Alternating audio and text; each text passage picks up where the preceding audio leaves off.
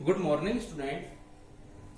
Today we are discussing about the various methods of elasticity of demand. Last video में हम लोगों ने various degrees of price elasticity of demand explain की. इस point में हम लोग डिस्कस करेंगे how to calculate price elasticity of demand. इसमें अलग अलग राइटर्स ने चार अलग अलग मेथड्स को एक्सप्लेन किया है. First percentage method, second geometric method, third total expenditure method and fourth is arc method. First method percentage method, ये प्रोवाइड कराया गया प्रोफेसर फ्लस्क द्वारा. किसने प्रोवाइड कराया इसको बताओ? प्रोफेसर फ्लस्क ने. उन्होंने एक्सप्लेन किया प्राइस में होने वाले परसेंटेज चेंजेस को यदि डिमांड में होने वाले परसेंटेज चेंजेस से कंपैरिजन किया जाएगा तो हमको परसेंटेज मेथड से प्राइस इलास्टिसिटी ऑफ डिमांड की एक्सप्लेनेशन मिलेगी. इसके लिए उन्होंने जो फॉर्मूला दिया वो दिया percentage change in quantity demanded divided by percentage change in price. Clear? इसका एक्सप्लेनेशन और हम आगे बढ़ते हैं. इसको हम दूसरे तरीके से भी कैलकुलेट कर सकते हैं. Q1 minus Q0 divided by Q0, P1 minus P0 divided by P0. Clear? कैसे एक्सप्लेनेशन करेंगे? Q1 minus Q0 divided by Q0, P1 minus P0 divided by P0. Clear? इसको समझने के लिए हम एक एग्जांपल ले सकते हैं. माना कि प्राइस में 10% इंक्रीमेंट हुआ जिसके फलस्वरूप डिमांड 5%, 15% डिक्रीज हो गई. Clear? Percentage change in quantity demanded 15% divided by percentage change in price कितना? 10. आंसर क्या आएगा बेटा? 1.5. कितना आंसर आया? 1.5. इसका मतलब यह है कि यहां पर ईडी ग्रेटर देन 1 की कंडीशन आएगी. इस तरीके से आप लोगों को अगर परसेंटेज मेथड से क्वेश्चन दे रखा है तो आपको इस फॉर्मूले का यूज करना है और उस क्वेश्चन को सॉल्व करना है. इसके बाद आप लोगों का सेकंड मेथड आता है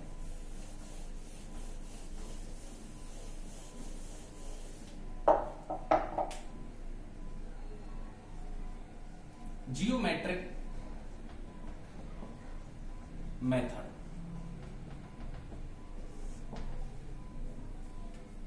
जियोमेट्रिक मेथड एक्सप्लेन करता है जब हम लोग डिमांड कर्व पर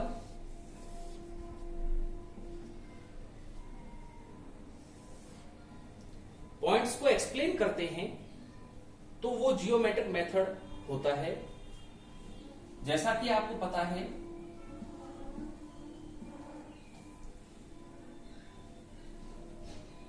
दो एक्सेस बनाए जाएंगे y एंड x. अब आपने यदि इलास्टिसिटी ऑफ डिमांड का एक्सप्लेनेशन प्रॉपरली पढ़ा है तो आप इस क्वेश्चन को बहुत इजी वे में सॉल्व कर सकते हैं. जैसा कि आपको प्रीवियस क्वेश्चंस में बताया गया, प्रीवियस इलास्टिसिटी ऑफ डिमांड के डिग्रीज में बताया गया कि यदि इलास्टिसिटी ऑफ डिमांड कर्व के बिल्कुल एग्जैक्ट मिड पॉइंट को हम किससे एक्सप्लेन करते हैं? ईडी इक्वल टू 1 से. किससे एक्सप्लेन करते हैं? ईडी इक्वल टू 1 से. जैसा कि आप लोगों ने इलास्टिसिटी ऑफ डिमांड की डिग्रीज में पढ़ा कि यदि डिमांड कर्व एक्स एक्सिस के पैरेलल होती है. किसके पैरेलल होती है? एक्स एक्सिस के पैरेलल होती है और प्राइस क्या रहती है, कांस्टेंट रहती है। क्या रहती है, कांस्टेंट रहती है, तो उसे क्या माना जाएगा, ईडी इंफिनिटी माना जाएगा। इसका मतलब प्राइस को मान लें अपन कांस्टेंट, और ये क्या हो जाएगी, चेंज। तो यहां से स्टार्ट होगा ED equal to infinity. Clear. इसी तरीके से यदि क्वांटिटी डिमांडेड कांस्टेंट रहती है और प्राइस होती है चेंज, तो उसे क्या माना जाएगा, ईडी इक्वल टू जीरो। क्या माना जाएगा, ईडी इक्वल टू जीरो माना जाएगा। ये पॉइंट माना जाएगा ईडी ग्रेटर देन 1 और ये माना जाएगा ED less than 1। Geometric method measure price elasticity of demand at a particular point on the demand curve. It is also called point method. इसको क्या कहा जा सकता है, point method भी कहा जा सकता है। यदि हम इन पॉइंट्स को नेम दे दें, A point, B point and P point, तो यहां पर जो फॉर्मूला आएगा, अगर हम बात करें ईडी इक्वल टू 1 के लिए फॉर्मूला क्या होगा, नीचे का भाग डिवाइडेड बाई ऊपर का भाग, पीवी डिवाइडेड बाई पीए। अगर आंसर 1 आता है तो उसे ईडी इक्वल टू 1 कहा जाए। क्या कहा जाएगा, ईडी इक्वल टू 1 कहा जाएगा। क्लियर। आई होप आप लोगों को ज्योमेट्रिक मेथड अच्छी तरीके से समझ में आ गया होगा।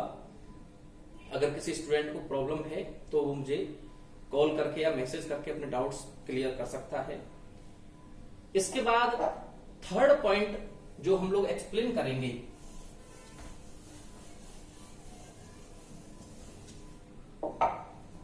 वो थर्ड पॉइंट है टोटल एक्सपेंडिचर मेथड। कौन सा मेथड है, total expenditure method. This method is propounded by professor martial.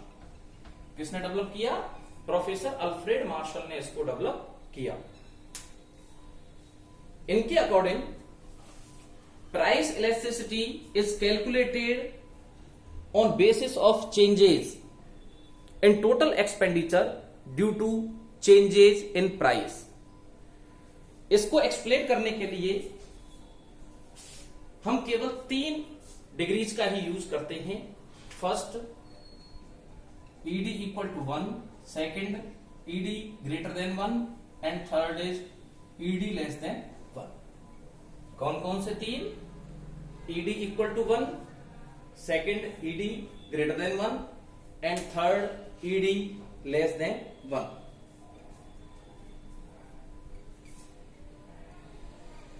ED equal to 1 में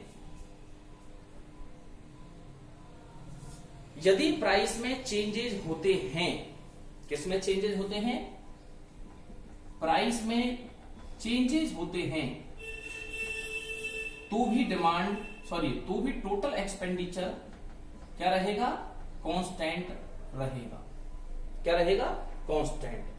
टोटल एक्सपेंडिचर को कैलकुलेट करने के लिए हम लोग फॉर्मूला यूज करते हैं, total expenditure equal to P into Q.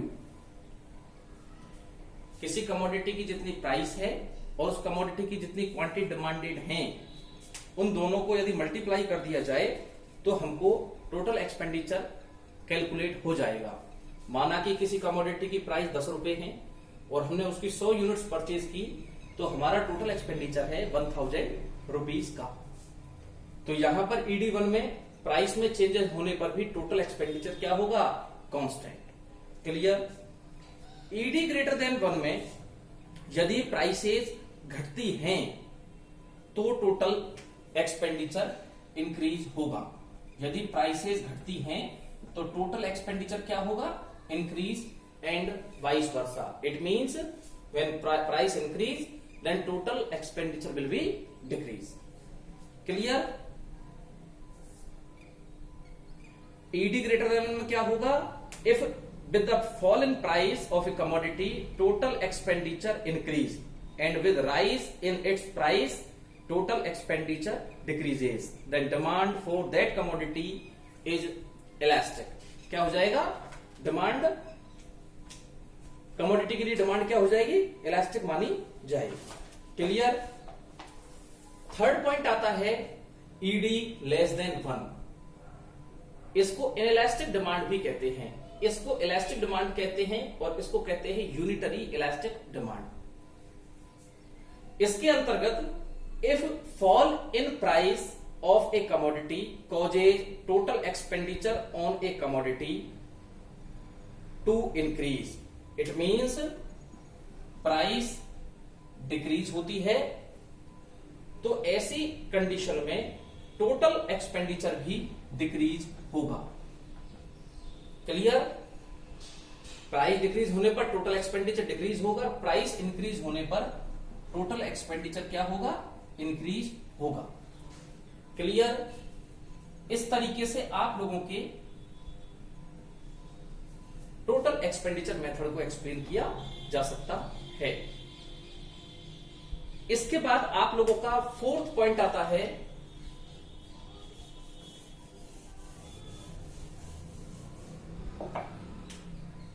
Arc method.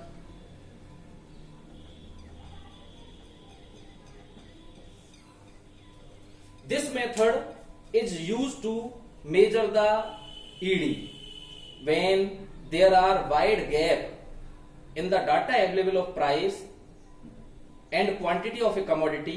This method study a segment or part of the demand curve when the segment lies between 2 points on the demand curve. इस method को आपकी book में केवल 4 से 5 line में explanation दिया गया है।